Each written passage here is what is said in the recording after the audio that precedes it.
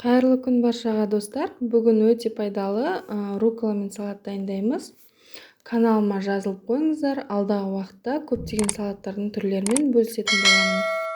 Ең алдымен тауықтың төс етін турап алып, жұқалап маринадтайтын боламыз. Паприка, қара бұрыш, тұзды сеуіп аламыз. Аздап соя соусын құйып, бетін жауып қоятын боламыз.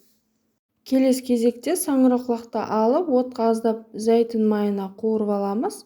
Соя қосамыз аздап. Саңырауқұлақтың қалаған түрін қоссаңыз болады. Мен осылай туралғанын қостым. Алдын ала маринадталған тауықтың төс етін алып, отқа зәйтүн майын құйып, қуырып аламыз. Екінші бетіне аудара отырып, қызартып пісіріп аламыз. Негізі сіздер духовкада пісіріп алсаңыздар болады. Мен осылай қуырып алдым.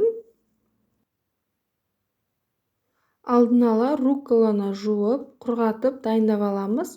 Қызанағымызды турап қосамыз. Төс етімізді де турап қосып аламыз.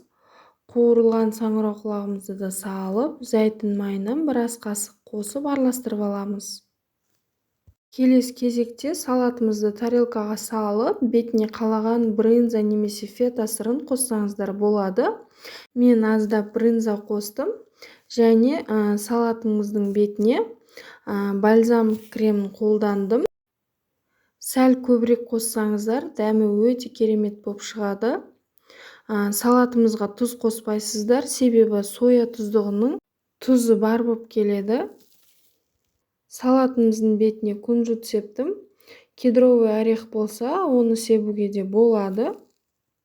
Мінекей салатымыз дайын. Жасап көріңіздер. Видеоны соңына дейін қарағаныңызға рахмет. Каналыма тіркелуді ұмытпаңыздар. Сіздермен бірге Сымбат.